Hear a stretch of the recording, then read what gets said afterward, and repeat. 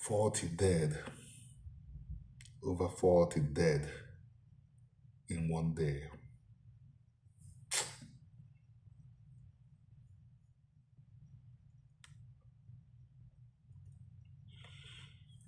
My people, the Igbo people, have reached the stage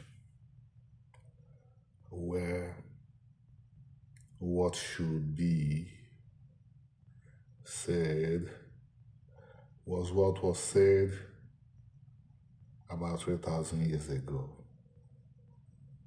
The great man Moses went to his father-in-law Jethro and said to him, "Please let me go back to my brothers in Egypt to see whether any of them is still alive."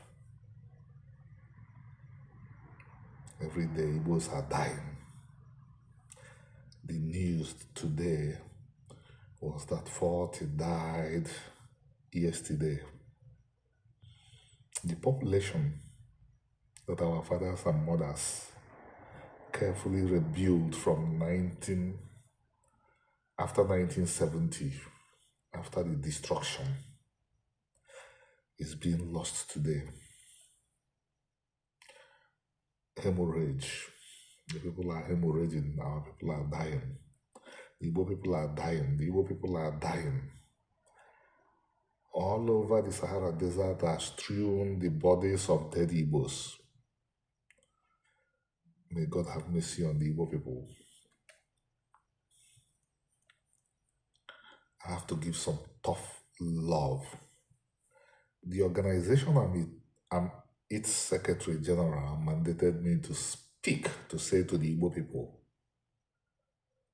Omenala defenders will recommend that every Igbo go into deep and sober reflection and mourning over the needless death of over 40 Igbos. Igbos anywhere should not have reached the level that any Igbo would get to the level of going to queue for free rice at the house of anyone. This is not who we are. But unfortunately, for many years, we have neglected our culture and religion, which you gave us, so that we will be a free people. If you are free, you know what freedom means? You'll be free from greed. You'll be free from hunger. You'll be free from your enemies. God gave us Omenana so that we will be free from all these things that will torment us. But over the years, we have celebrated the neglect of Omenana, which God gave us so that we will be a free people, self-sufficient and contented people. Any of us could have been one of those our brothers and sisters who died at Okija. Any Igbo could have been there. If you are in the UK today, if you are in France today, you are there simply because you were lucky to get out there. You had parents, you had relations, you had employment that enabled you to get a visa and get out. Those are brothers and sisters. We aren't trampled to death because they sin more than any of us. They died for the collective negligence of all of us. They were just at the wrong place at the wrong time. The rot is too deep. Igbos have become beggars when they were not beggars, when they suffered from Kwashiorkor. From 1966 to 1970, our people who were starved in their millions. The traditions, the oral traditions and the recorded history did not say that the Igbos begged for food. They preferred to starve and to die. Because the culture, the religion of Menana said to Igbos, "Thou shalt never be beggars." Patrick Osayomore, interestingly, a Benin musician, understood Igbo culture Igbo history more than Igbo elites. In his song Igbo no be beggars, where he traced the history of the migration of the Igbo people all the way from Israel to what you call southern Nigeria today. He emphasized that the Igbo people do not beg, that they prefer to buy groundnut, hawk it, they prefer to push truck, hawk it than to become beggars. So while we were starving inside Biafra and Nigeria, because remember our brothers in the Nigerian territories of Asaba, we are also put to hardship. We did not beg. We did not go to the house of anybody to queue for anything. If one is not a deep thinker, one would blame this disaster on only the terrible economic situation in Nigeria. No, this is a symptom. The terrible economic situation of Nigeria is a symptom of something that is deeper, because the Igbos wouldn't have known that the Nigerian economy was bad. Igbos wouldn't even have known Nigeria if Igbos had not neglected Omenana. Neglect of Omenana led to neglect of Chukwu. But the problem is worse. It's not the economic situation of Nigeria that's the problem. The problem is deeper and worse. Many years before Nigeria's economy collapsed, our people had begun to be beggars. I remember all the Igbo musicians, majority of the Igbo musicians that played while I was growing up, they were practically begging. And for what were they begging? They were begging to drive expensive cars, wear expensive non-Igbo attires. They were not begging so that they would use the money to do useful things. They were begging simply to drive the best Benz, and so on and so forth. We didn't see they call the begging Itimbu then. That's what they call the begging Itimbu. It was accepted because it had become the contemporary culture. Nobody saw anything wrong, just like nobody saw the factors. We all saw the factors that is leading to the present danger in the land, but people thought that those things were simply ephemeral things that will go away themselves or that will not affect them. Today it's affecting the land, it's affecting the people.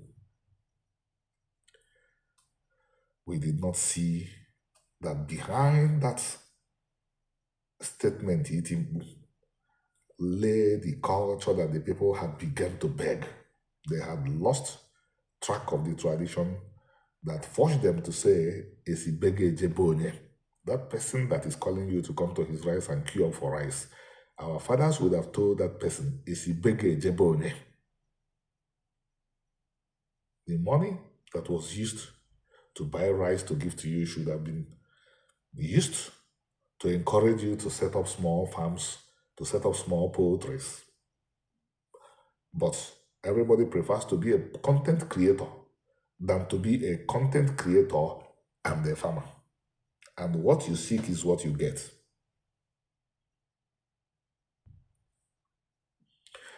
People went to queue for free rice. This was not who we were. This was not who we were. We were not queuing for food. We farmed our lands and produced food for ourselves.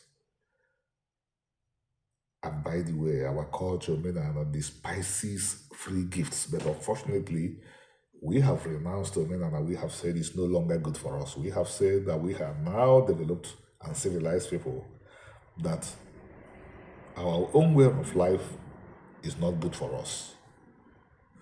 But it's early days yet. Brothers and sisters, it's early days yet.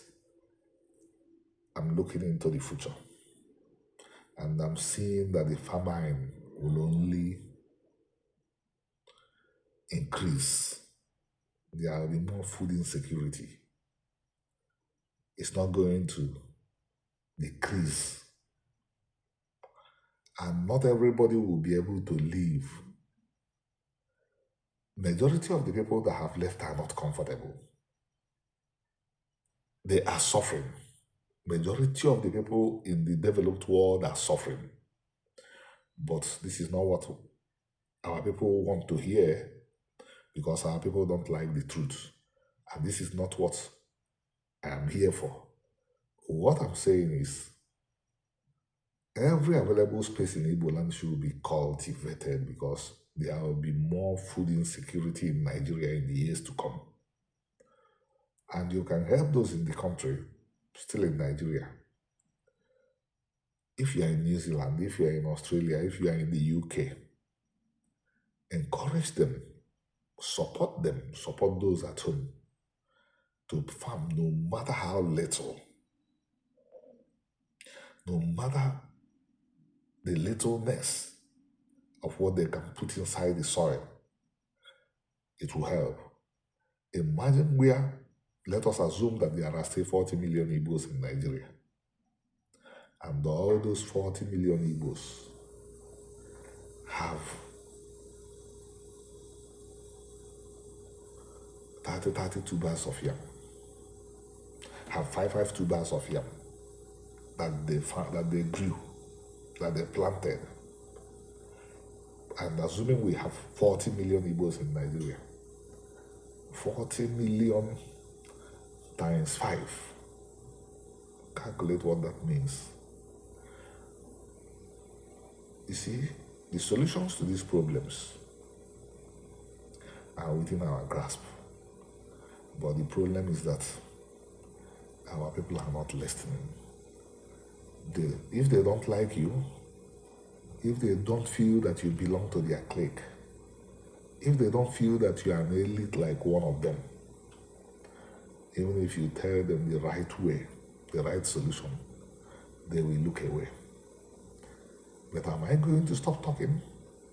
Will men and defenders stop talking? No. We receive the mandate to stand up for the Igbos when nobody else is ready to stand up. And this is what we are going to continue to do. Because onye gbanahụrụ ejide nwanne ya abụghị ezigbo mgbanahụ. Onye gbanahụrụ ejide nwanne ya abụghị ezigbo mgbanahụ. Among these 40 Igbos that passed on, it's possible that one of them could have grown up, or one of them could have become the discoverer of the medicine for cancer. But now what will happen is that graves will be dug, and our people will go and celebrate that they died. Brothers and sisters, spend the night possibly awake thinking about our fate and our future as a people. It is not bright. Thank you.